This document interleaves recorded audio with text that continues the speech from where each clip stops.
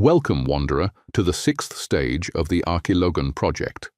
In this new chapter, we shall attempt to reconstruct Plato's transmission of the Pythagorean doctrine, bringing into focus Aristotle's particular role within the academy.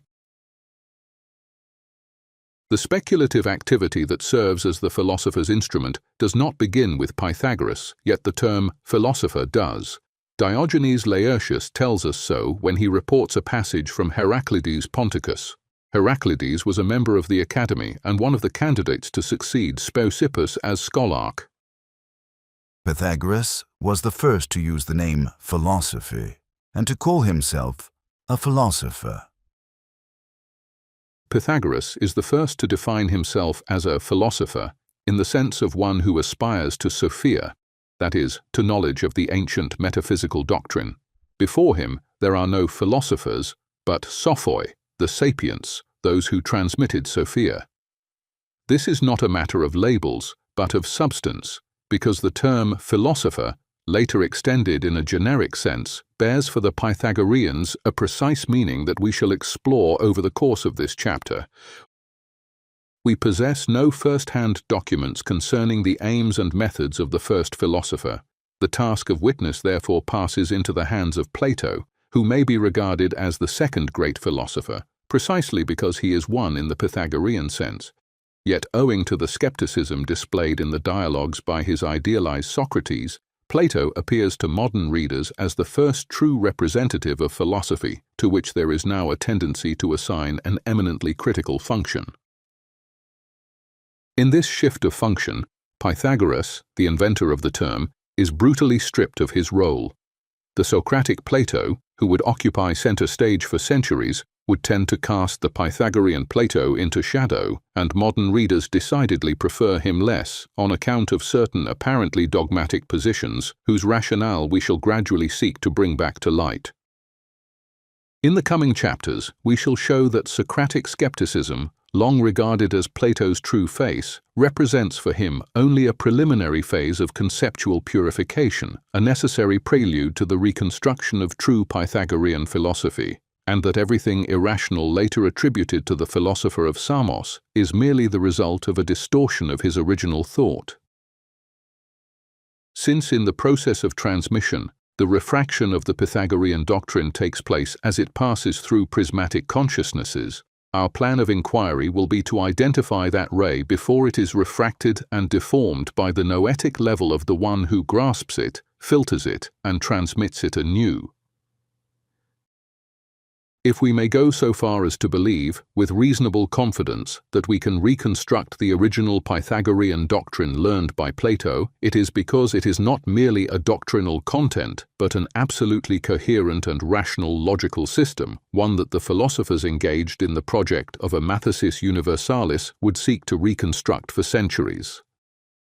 Thus, 200 years after Pythagoras and 400 years before Christ, in an olive grove on the northern outskirts of Athens dedicated to the hero Academus, Plato founds that circle which would remain alive for more than 900 years until its closure by decree of the Roman Emperor Justinian in 529. Here Plato gathers around himself curious and enterprising thinkers with whom he subjects many arguments inherited from earlier philosophy to rigorous criticism. From the dialogues, we can infer only part of the workings of this circle, piecing them together with other sources, such as Aristotle's notes. At a certain point, Aristotle would leave the Academy in order to found a new circle, the Perepethos. Many of the arguments debated within the Academy begin from Pythagorean conceptions, and in particular from the Mathesis Universalis, inaugurated by Pythagoras. Plato writes, "Among those disciplines that lead and guide us towards the contemplation of being, there is the Mathesis, which concerns the One." As the narrative unfolds, we shall see that the One is by no means an abstract and generic concept, but the precise and geometrical diagrammatic representation of the structure of synthetic logic.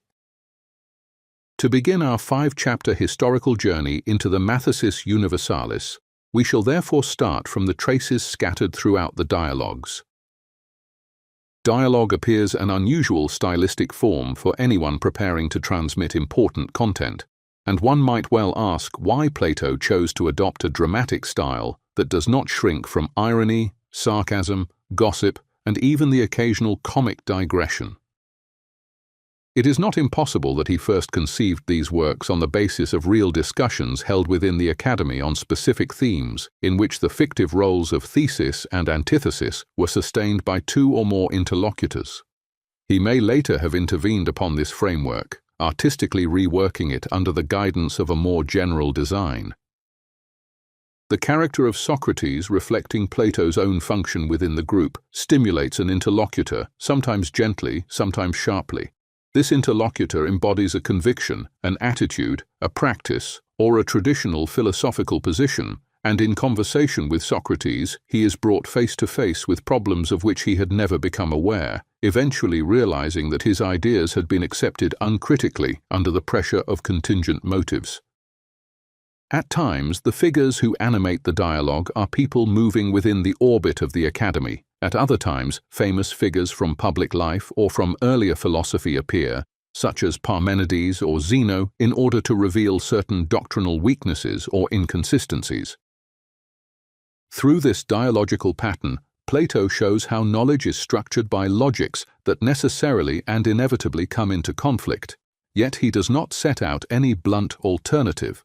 The fact that he adopts a critical approach to the material, however, does not resolve itself into a merely deconstructive exercise, for that would reveal an underlying relativism which he opposed in a clear and unequivocal manner. Plato instead advances his critique from a highly particular standpoint, which he never renders entirely explicit. Between the lines, he leaves traces of something to which he attributes great importance, and which may lead us into the presence of a truth higher than any thesis and any antithesis. In the next video, we shall explore the role of dialectic within Plato's Academy. To the principle,